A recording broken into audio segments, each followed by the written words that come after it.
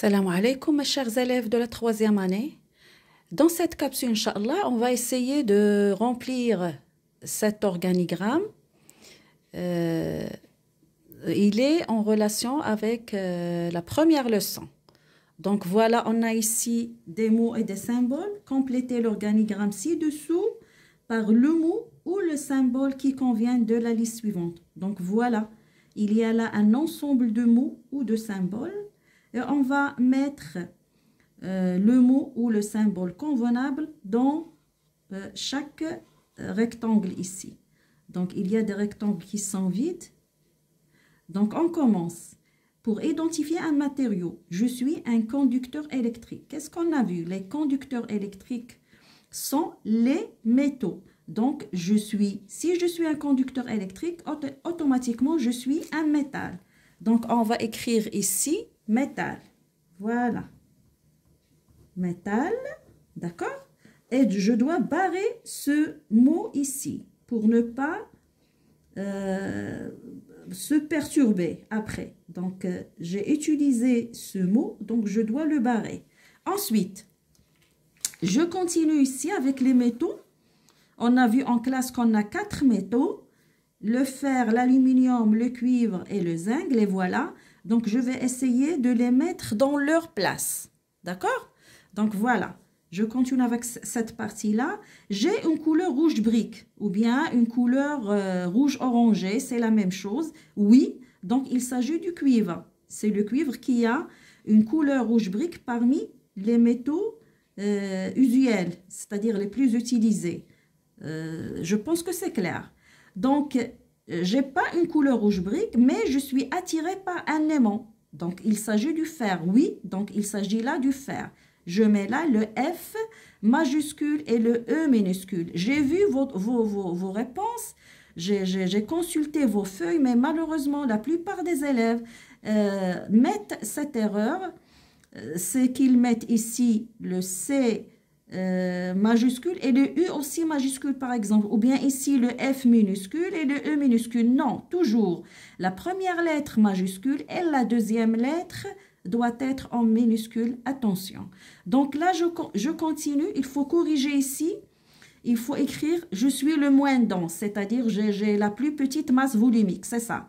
On a vu que l'aluminium a une petite masse volumique parmi ces métaux qu'on a déjà étudié. Donc voilà, oui, je suis le moins dense, c'est-à-dire c'est l'aluminium qui est le moins dense. Et je mets le A majuscule et le L minuscule. Il y a des élèves parmi vous qui ont mis là un A minuscule et L minuscule, c'est très grave. Attention.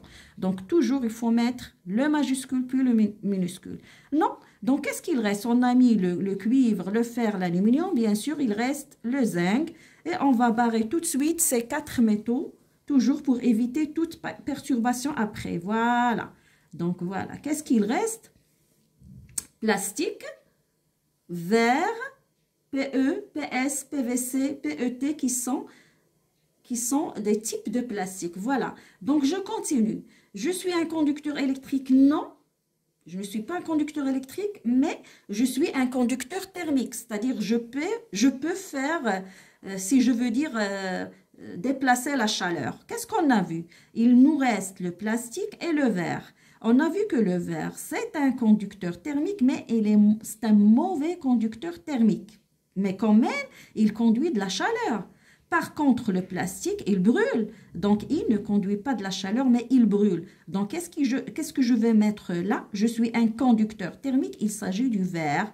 Même s'il est un mauvais conducteur thermique, il faut le mettre ici. Je dois barrer ici le verre. Qu'est-ce qu'il reste? Non, je ne suis pas un conducteur thermique, c'est-à-dire il s'agit du plastique. Donc, je vais barrer le plastique et l'écrire tout de suite ici.